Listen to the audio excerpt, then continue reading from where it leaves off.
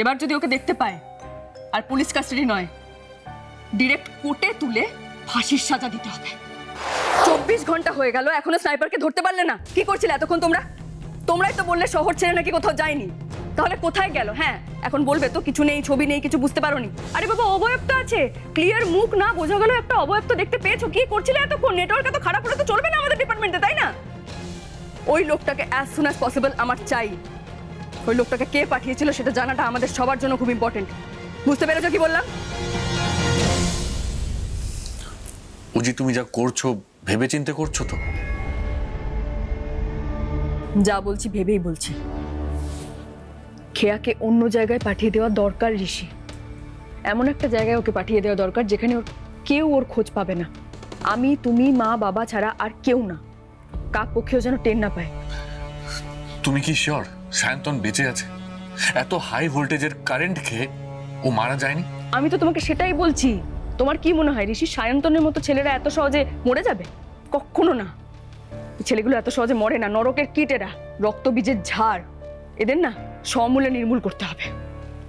চরম থেকে চরমতম শাস্তি এদের প্রাপ্য। এমনি সাধারণ কোনো শাস্তি এদের জন্য যথেষ্ট নয়। তুমি টেনশন করো না, ওর বাড়ির চারপাশে লোক লাগিয়ে রেখেছি আমি। ও যদি মা, বাবা, বোন কারোর সঙ্গে দেখা করতে যায় তাহলেই ধরে নেবো ওকে। আর আমার দৃঢ় বিশ্বাস সায়ন্তন আমাদের আশেপাশে ছদ্মবেশে এখন ঘুরে বেড়াচ্ছে। উজি, তাহলে তো তোমার সব থেকে বেশি। দেখো, ও তোমাকে ছেড়ে কথা বলবে না উজি। ওর যা ঝামেলা সবটা তোমার সাথে। তাও তুমি খেয়াকে বাঁচানোর চেষ্টা করছো কেন বলো তো? কেন তুমি নিজের ব্যাপারে ভাবছো না? ঋষি, সায়ন্তন খেয়াকে ধরে আবার ওকে মেন্টালি উইক করে আমাদের জীবনে ফেরার চেষ্টা করবে, কিংবা হয়তো ওকে ব্ল্যাকমেল করবে। এটা কিন্তু হতে দেওয়া যাবে না। এই সুযোগটা ওকে দেওয়া যাবে না ঋষি। আর আমি জিৎ স্যারের সঙ্গে কথাও বলছি। এবার যদি ওকে দেখতে পায় আর পুলিশ কাস্টাডি নয়, ডিরেক্ট কোর্টে তুলে ফাঁসির সাজা দিতে হবে। 1 মিনিট দাঁড়াও ঋষি। হ্যাঁ বলুন। ম্যাডাম, যে স্নাইপার ছেলেটাকে খুঁজছিলাম তাকে না পাওয়া গেল। এখানে একটা অদ্ভুত লোককে আমরা ডিসকভার করেছি।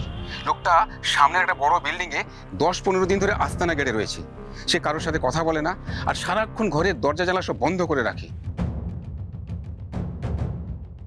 এই লম্বা চড়া চেহারা লোকটার চেহারাটা এতটাই অদ্ভুত, এখানকার সব মানুষের ওকে স্পষ্ট মনে আছে ম্যাডাম।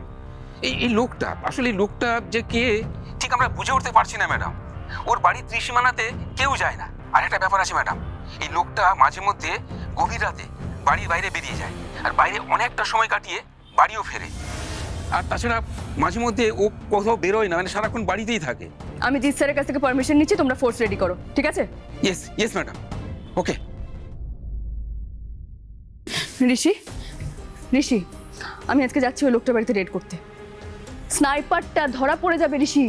উজি, উজি, আমার না খুব ভয় করছে জানো তো। ওদিকে শুভেন্দু চক্রবর্তী লিগালি এগোচ্ছে, আমাদেরকে কোর্টে গিয়ে উঠতে হবে। ও 100 কোটি টাকা ক্লেম করবে, তখন কি করবো বলো তো? ওর সব শর্ত মেনে পার্টনারশিপ থেকে সরে আসতে হলে তো আমাদেরকে বিপদে পড়তে হবে। আমার মাথা কাজ করছে না যে কি করা উচিত এখন। সবটা মিলিয়ে আমি ঘেটে আছি। যাতে তোমাকে ঘেটে না থাকতে হয়, বাড়ির লোকজনও যাতে ঠিক থাকে, আমি তার জন্য যা করার করছি ঋষি। বুঝতে পেরেছো?